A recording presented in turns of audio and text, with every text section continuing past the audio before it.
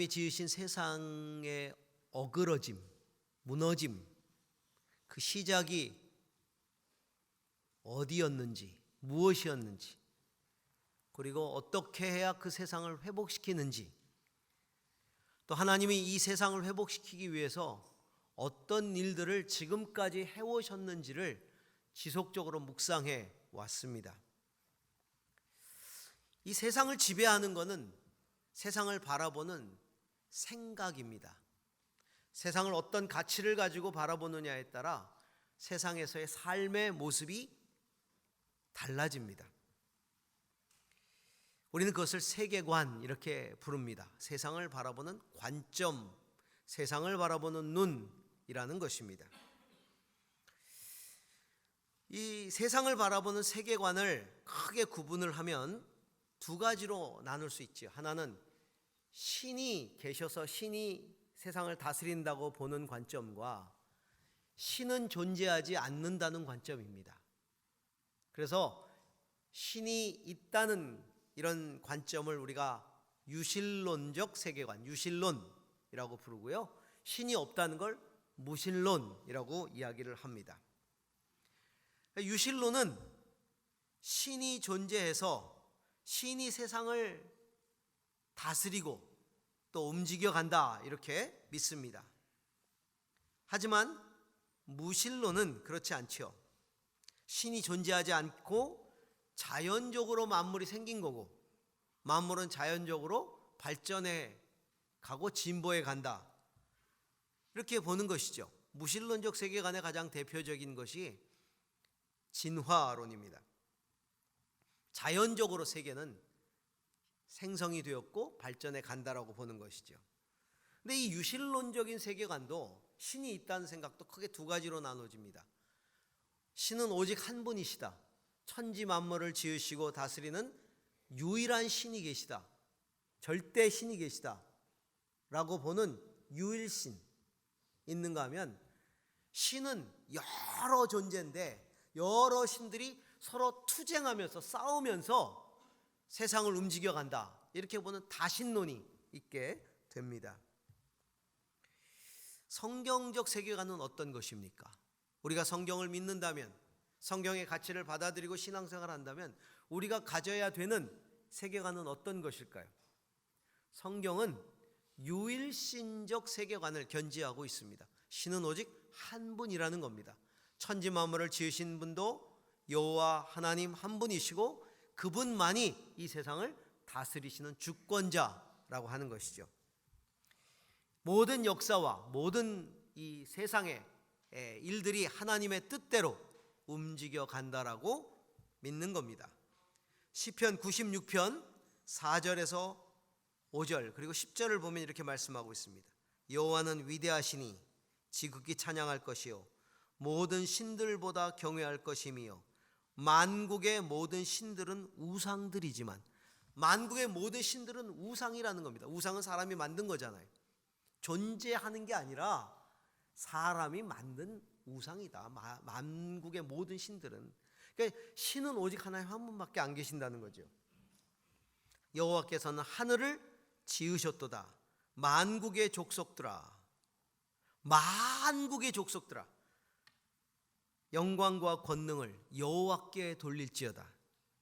모든 나라 가운데 이르기를 여호와께서 다스리시니 세계가 굳게 서고 흔들리지 않으리라. 그가 만민을 심판하시리라. 오직 하나님만이 하늘을 지으신 천지 만물을 지으신 창조주이시고 오직 여호와 하나님 한 분만이 온 세계가 다스림 받아야 될 그런 존재이시고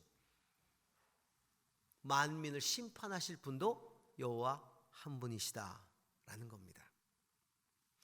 그래서 우리가 성경을 하나님의 말씀으로 믿는 성도라면 그리고 성경적 세계관을 가지고 있는 성도라면 그래서 내가 하나님을 나의 왕, 나의 주님으로 믿고 고백한다면 정말 하나님의 통치를 인정하고 신뢰하고 따라야 하는 것이죠. 오직 하나님만을 왕으로 모시고 살아야 되는 겁니다. 우리가 지난주에 신앙이 악순환되는 것에 대해서 묵상했었죠. 그 악순환의 원인이 뭡니까? 하나님을 신뢰하지 못함으로부터 악순환이 시작된다는 말씀을 나눴습니다. 상황에 따라서 백성들이 신뢰하는 것이 달라집니다. 그래서 제사를 드릴 때는 하나님을 신뢰하지만, 그러나 세상살이 속에서는 이방 신들을 신뢰하고 이방 민족들을 그들의 문화를 신봉하고, 그래서 삶 속에서는 다른 신들을 의지했었지요. 그러다 위기가 찾아오면 비로소 그때 가서 하나님께 다시 나아가서 살려달라고 기도하고, 그럼 하나님이 긍휼히 여겨주셔서 구원을 베푸신 은혜를 입었습니다. 여러분, 우리가 우리의 삶 속에서 하나님의 다스림을 온전히 신뢰하지 않는다면 이 신앙의 악순환을 끊어버리기가 어렵습니다. 이 악순환을 끊어버리려면 하나님을 철저히 신뢰하는 세계관이 필요합니다. 바른 성경적 세계관을 갖지 않으면 바른 신앙을 갖기 어려운 것입니다. 오늘날 우리의 삶도 마찬가지. 왜 우리의 신앙이 악순환을 반복하는 것일까? 성경적 세계관이 바르게 정립되어 있지 않기 때문입니다. 그렇다면 잘못된 세계관을 가지고 있으면 어떤 태도들이 나타날까요? 오늘 성경은 우리에게 잘못된 세계관을 가지고 있었던 이스라엘 백성들의 잘못된 영적 태도를 보여주고 있어요. 이건 이 시대에도 우리에게 교훈이 됩니다. 우리가 잘못된 성경적 세계관을 가지고 있으면 잘못된 신앙의 태도를 가질 수밖에 없다는 것을 보여주고, 그것이 무엇인지를 깨닫게 해주는 것이죠. 오늘 말씀을 통해 우리가 올바른 세계관을 가지고 올바른 신앙적 태도를 견지할 수 있기를 주의 이름으로 축복합니다. 첫 번째 잘못된 태도는요, 이 영적인 악순환의 원인을 자신의 내부의 하나님과의 관계에서 찾지 않고 외부로부터 찾으려고 하는 그런 태도입니다.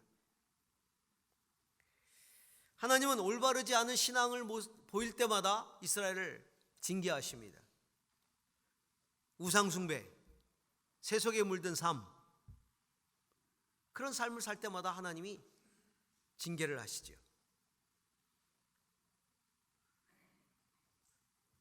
정말 이런 고통을 당할 때마다 그들은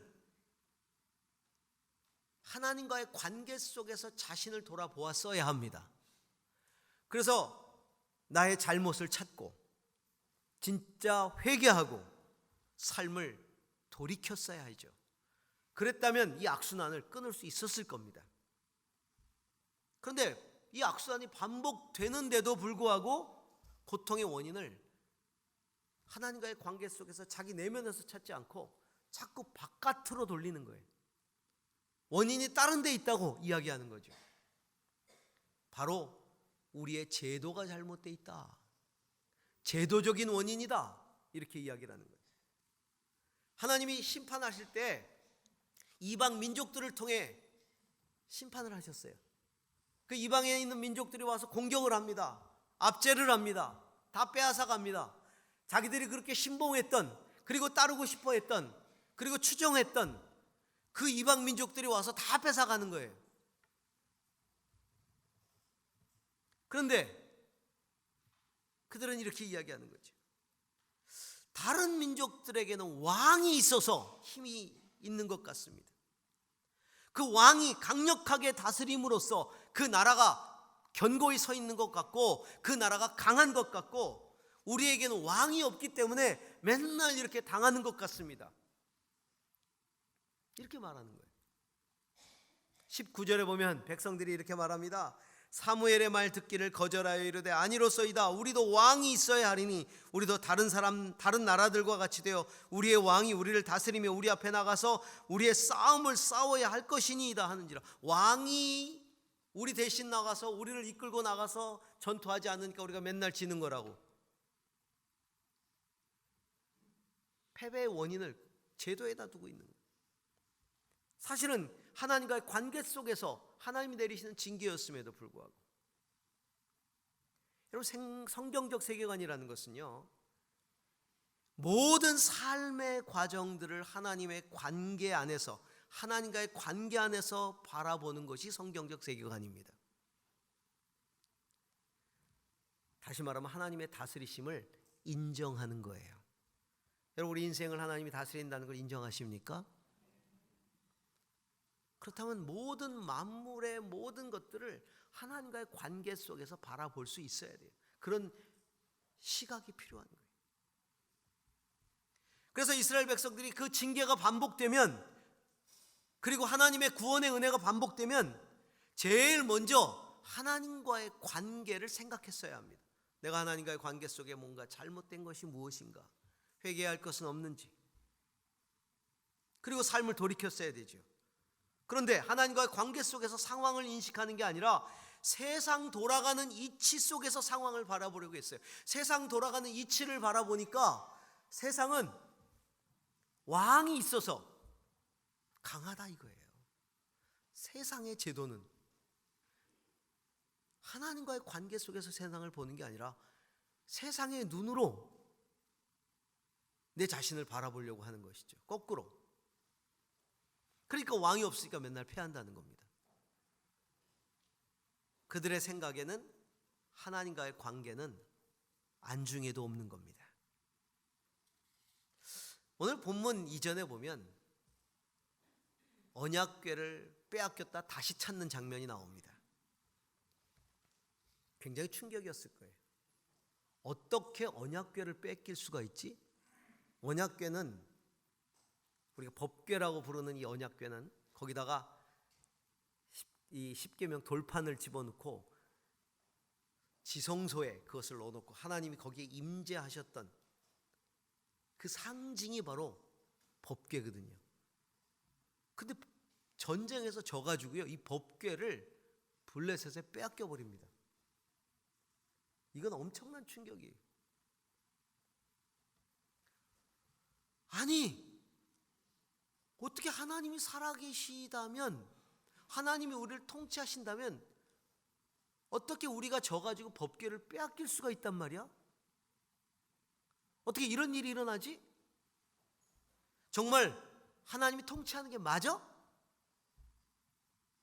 아마 이런 현실적인 질문을 던졌겠지요. 그러다 보니까 패배의 원인이 이게 다른 데 있는 것 같아. 왕이 없어서 그런 것 같아.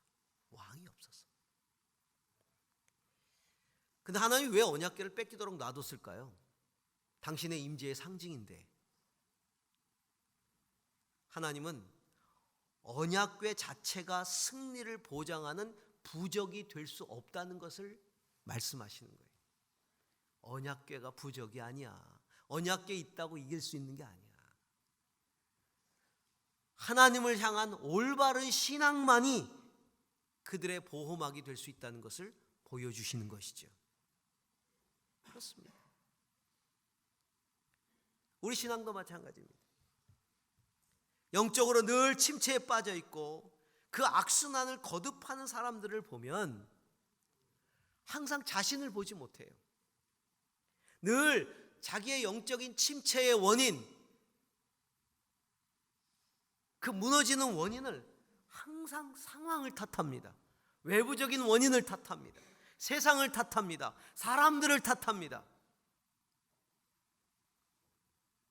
그러면서 말하는 거죠. 나도 남과 같은 조건을 갖추면 신앙생활 잘할 수 있어.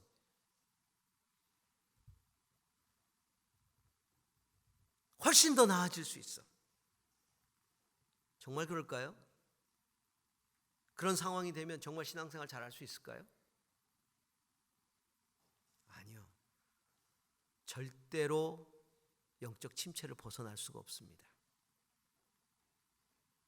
늘 바깥으로 핑계를 대면 어떤 상황이 돼도 그는 똑같이 늘 핑계를 댑니다.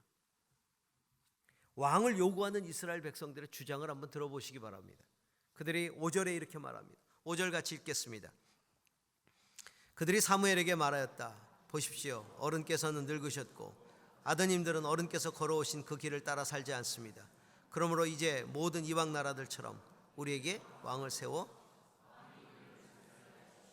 네.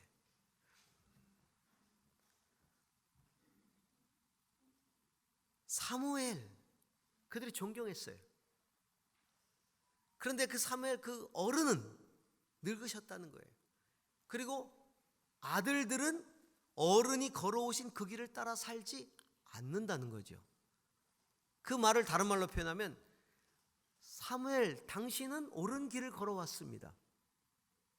그 길을 우리가 존경했습니다. 그러면 그 길을 걸어가면 되잖아요. 사무엘이 걸었던 그 어른의 길을 걸어가면 되잖아요. 그런데 왜 사무엘의 아들들 핑계를 댑니까? 아들들이 그 길을 걸어가지 않는 거하고 자기들의 지금 영적인 침체하고 무슨 상관이 있습니까? 그토록 존경하는 사무엘의 길을 그냥 걸어가면 되는데 핑계를 대는 거예요. 당신의 아들들이 그 모양이니까 결론은 뭐예요? 왕을 주십시오, 이거예요. 얼마나 어처구니 없습니까? 이게 불신앙입니다. 진정한 신앙인은 하나님과의 관계 속에서 늘 자신을 봅니다. 그리고 하나님을 나의 주님으로 모시고 섬깁니다. 이게 진정한 신앙입니다. 두 번째, 올바르지 않은 태도가 있습니다. 항상 신앙 침체의 원인을 바깥으로 이렇게 돌리고 외부에서 찾으려고 하고 핑계를 대는 잘못된 태도는 이 다음의 태도를 낳는데, 그것이 무엇이냐면 자기를 다스릴 새로운 왕의 존재를 세우려고 하는 겁니다. 이스라엘 백성들은 자신들을 위한 왕을 요구합니다. 하나님이 그 요구에 이렇게 말씀하십니다. 주님께서 사무엘에게 말씀하셨다. 백성이 너에게 한 말을 다 들어주어라. 그들이 너를 버린 것이 아니라 나를 버려서 자기들의 왕이 되지 못하게 한 것이다. 여러분, 성경적 세계관이라는 건 하나님을 나의 왕이 되게 하는 게 성경적 세계관입니다. 하나님이 천지 만물을 창조하시고 지으시고 다스린다는 걸 믿는 것이 올바른 성경적 가치라 그랬죠. 그러면 하나님이 창조해 주시고 나를 다스린다는 걸 믿는 데서 끝나는 것이 아니라 그분이 나의 왕이 되시게 해야 되잖아요. 말로만 주님이십니까? 말로만 창조주입니까? 말로만 다스리는 겁니까? 아니에요. 실제로 그분이 왕이 되도록 하셔야 되잖아요. 내 삶의 주인이 되게 해야 되잖아요, 우리가. 그런데 그들의 삶을 보니까 나를 버려 왕이 되지 못하게 했다. 어떻게 해서? 다른 존재를 왕으로 모셔가지고 나를 왕이 되지 못하게 했다. 똑같아요. 우리도 다른 것들을 왕으로 삼고 하나님을 왕이 되지 못하게 할 수 있다는 겁니다.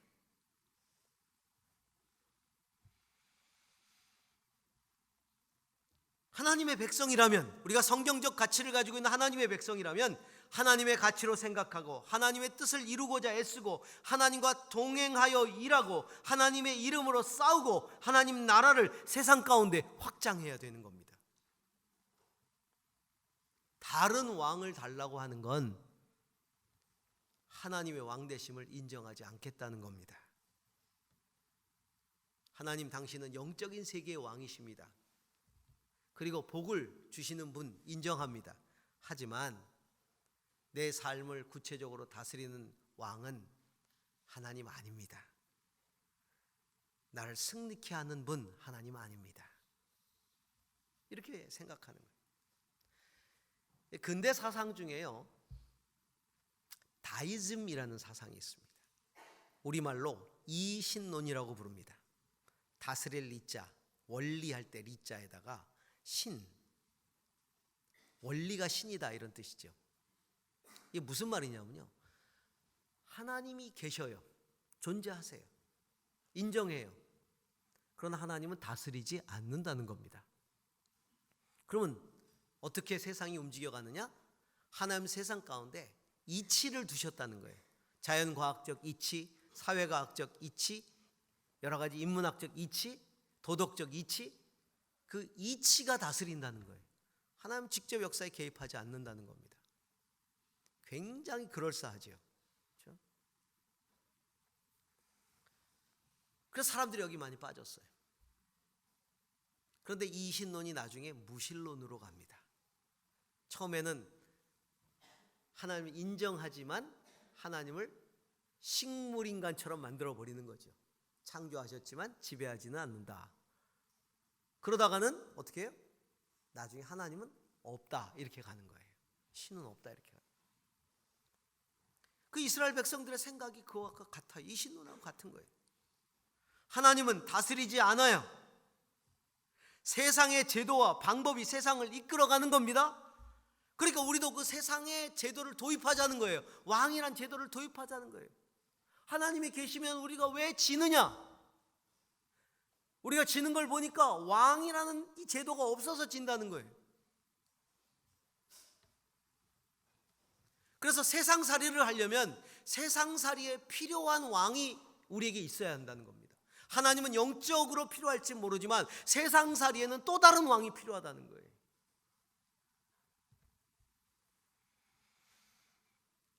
세상에서는요, 돈이 왕인 것 같아요. 그렇잖아요. 세상살이를 가만히 보면 힘이 있어요. 근데 가만히 보니까 돈도 권력 앞에서 꼼짝 못 하더라고요. 아, 권력이 왕이로구나. 보니까 권력가들도 지식인들을 좋아하더라고요. 지식인들이 그들의 권력을 합리화시켜주고, 와, 지식이 왕이로구나.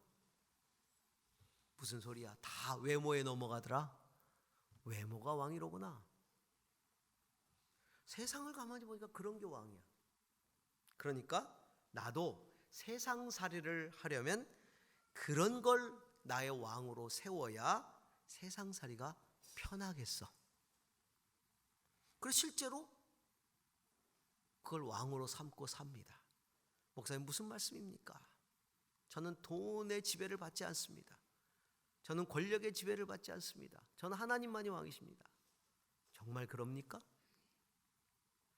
돈을 벌고 돈을 쓰는 데 있어서 정말 하나님의 가치대로 그렇게 벌고 그렇게 쓰고 그렇게 합니까? 내가 높은 자리에 올라갔을 때, 다스리는 위치에 있을 때 주님의 마음, 주님의 가치, 주님의 생각으로 다스립니까? 그렇지 않아요. 그렇지 않은 사람들 참 많이 봤어요. 신앙이 좋다고 하는데 실제로 하나님이 왕이 아닙니다.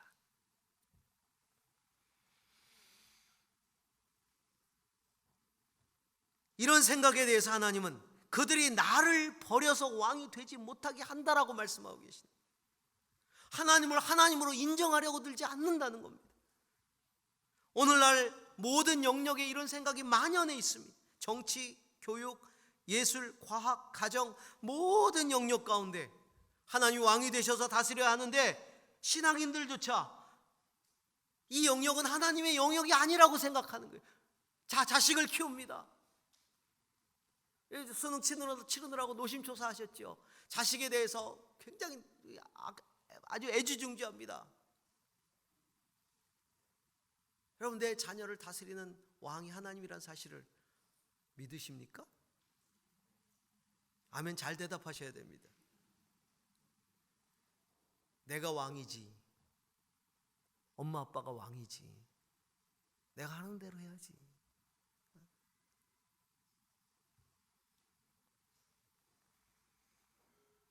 정말 하나님의 가치로 자녀를 키워가십니까? 쉽게 대답할 문제가 아니에요. 하나님의 가치로 직장일 하세요? 하나님을 왕으로 삼고 장사를 하십니까? 비즈니스를 하십니까? 하나님을 왕으로 모시고 예술 활동을 하십니까?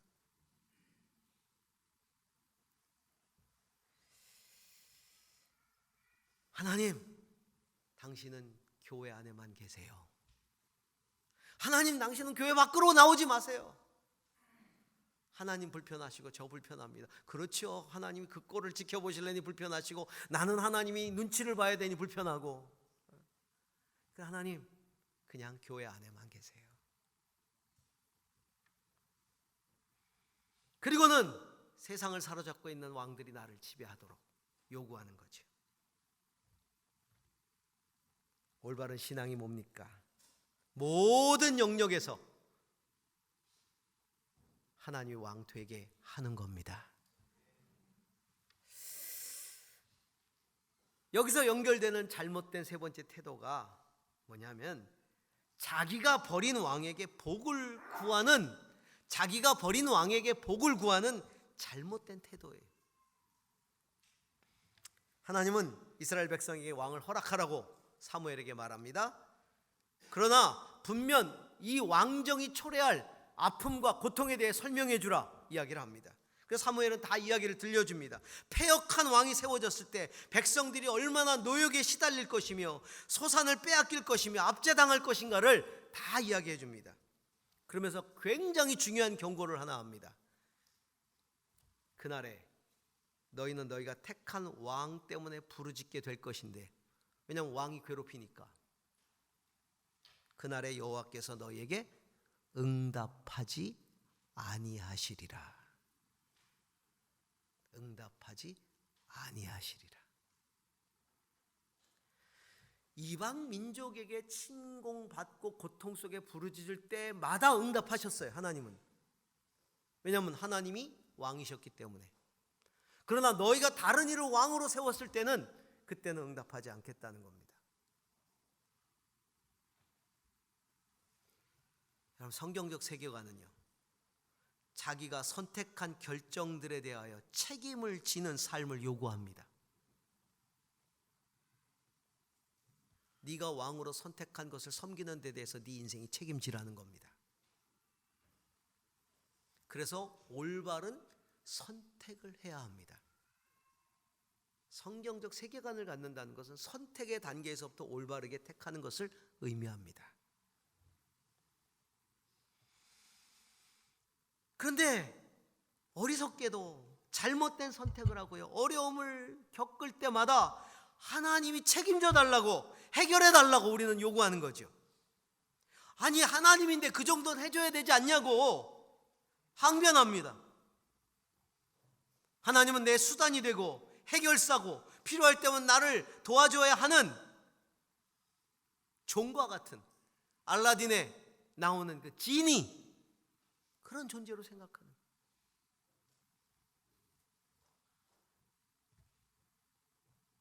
내가 버린 하나님을 필요할 때 찾는 거죠.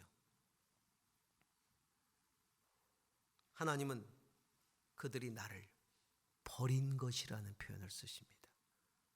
그들이 나를 버려서.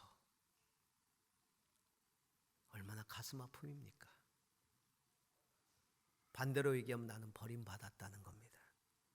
나는 버림받았다. 여러분, 버림받아 보셨습니까? 배반당해 보셨습니까? 나를 버린 사람이요, 필요할 때 와가지고 다시 나를 찾습니다. 도와달라고 합니다. 여러분, 마음이 어떻습니까? 속에서 분노가 끓어오르죠. 하나님은 무조건 받아주셔야 되고 무조건 용납하셔야 됩니까? 그게 정입니까? 그게 사랑입니까? 근데 우리는 아무 생각 없이 하나님 그러셔야 된다라고 생각을 해요. 아무 생각 없이 결정하고, 아무 생각 없이 행동하고, 아무 생각 없이 어떤 일을 하고, 그리고 나서 어려움이 당하면 하나님 도와주세요, 무조건 도와주셔야 된다라고 생각을 해요. 그게 사랑이라고 여겨요.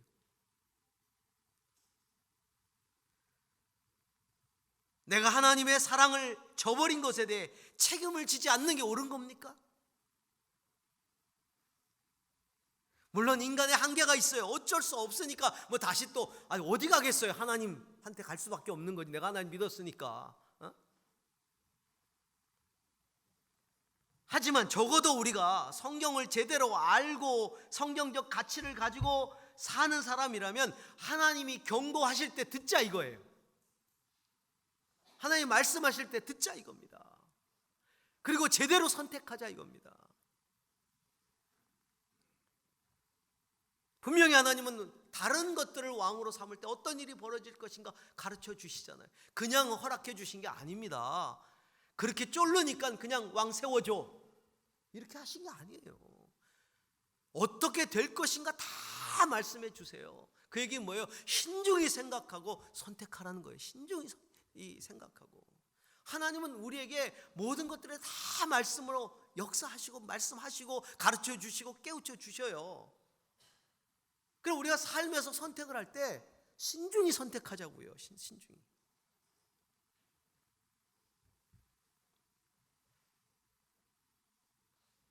내가 돈을 선택할 때, 권력을 왕으로 선택할 때, 명예를, 지식을 외모로 선택할 때 나를 어떻게 지배할 것인가를 알아야 돼요, 우리가. 그래서 절대로 성경적 세계관을 가진 사람은 그것들을 왕으로 섬기지 않아요. 그것들을 다스리지. 필요는 합니다. 그러나 섬기지 않습니다. 제가 부교육자 시절 때 전화가 왔어요. 영국으로 유학 간 분인데 신학을 하기 위해서 영국으로 유학을 갔어요.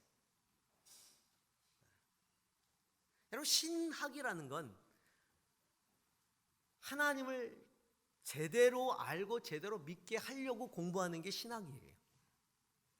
그도 그렇게 하려고 유학을 갔어요. 하나님을 더 잘 알기 위해서, 하나님을 더 잘 가르치기 위해서. 목사니까 갔는데 논문을 쓰되 박사학위 논문을 쓰는데 그 교수가 하나님을, 예수 그리스도를 믿지 않는 신학자예요. 와, 그런 신학자가 있는가? 많아요. 아주 많아요.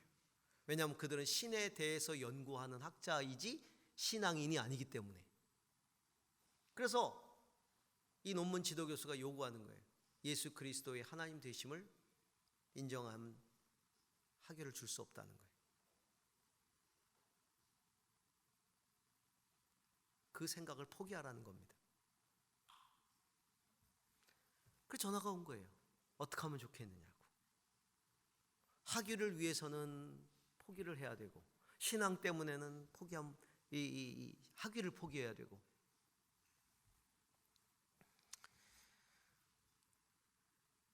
야, 학위가 무슨 소용이야? 빨리 돌아와라. 이렇게 제가 대답을 하면 그쪽에서 이렇게 생각할 수도 있어요. 자기 인생 아니니까.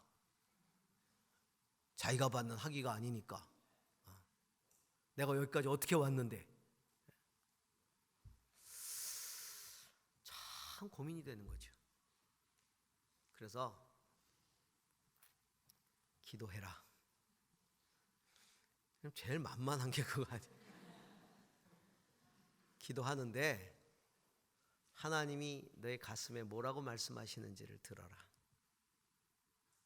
목사님, 이 학위라는 게 이게 굉장히 중요한 개런티이기 때문에 학위는 그냥 받고 와서 신앙을 올바로 가르치면 어떻습니까? 이렇게 묻는 거예요. 굉장히 매혹적이잖아요.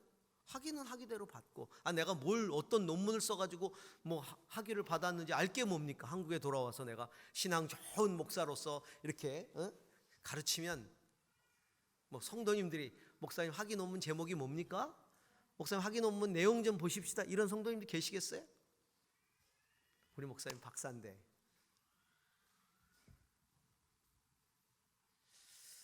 그러니까 이렇게 타협을 하고 싶은 마음이 확 일어나는 것 같아요, 속에서. 그래서 제가 가슴에 손을 얹고 기도를 해라.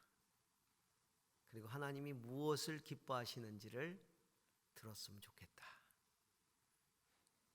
신앙의 눈으로 결정했으면 좋겠다. 그렇게 이야기를 해줬어요. 그리고 이제 궁금했죠. 어떻게 결정을 할까. 근데 시간이 흘러서 목사님 저 한국 들어갑니다. 학위 받았냐? 아니요. 학위 내려놨습니다. 저는 신앙인이 되려고 합니다. 신학자가 아니라 신앙인이 되려고 합니다. 예수 그리스도를 부정하는 신학자가 무슨 소용이 있습니까? 그리고 돌아왔어요. 제가 축복 기도해드렸어요. 학위가 나를 지배하는 거 아닙니다. 필요는 하겠지요. 미국 LA 다저스에 유명한 투수가 있습니다. 클레이튼 커쇼라는 투수입니다. 이번에 유현진 선수가 정말 받고 싶어 했던 투수의 가장 영광스러운 상 있죠? 사이영이라는 상이 있어요. 아깝게 2등 하는 바람에 기자단 투표로 하는데 못 받았어요. 그래서 참 안타까웠어요. 야, 진짜 동양 최초로, 아시아 최초로 사이영상이 나오나 했는데 안 나왔어요. 그 사이영상을 3번 받았어요. 클레이튼 커쇼가.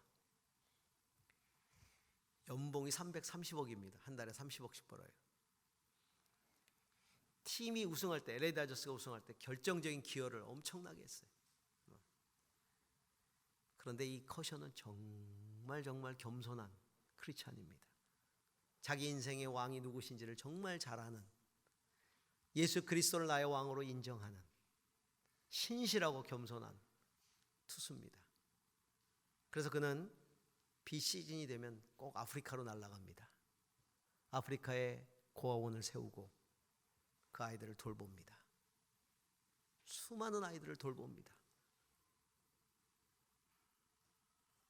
남들이 비시즌을 즐기는 동안 그는 그렇게 하나님을 위해서 헌신을 합니다. 그리고 다시 돌아와 훈련을 하고 야구를 합니다. 그는 결코 돈이나 명예나 인기의 노예가 되지 않습니다. 왜냐하면 그것들이 자기를 어떻게 다룰지를 너무나 잘 알고 있기 때문에. 오직 하나님만이 나의 왕이십니다.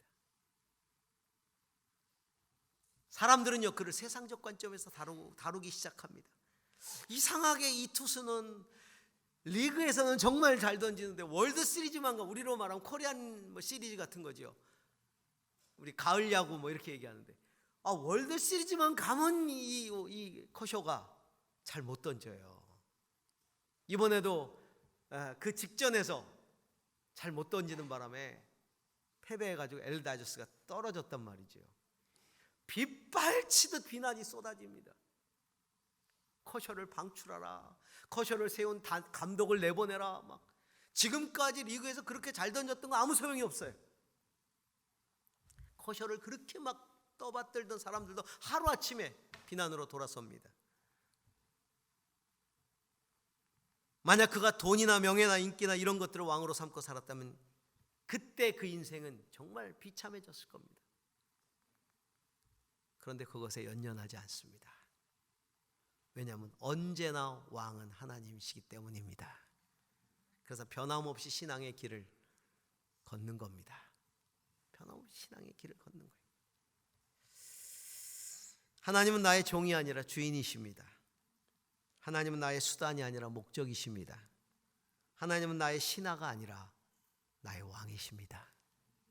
이것이 성경적 세계관을 가진 자의 고백이고 삶인 것입니다. 우리 모두가 생각으로, 입술로, 삶으로 고백하십시다. 왕이신 나의 하나님, 내가 주를 찬양하나이다. 기도하십시다.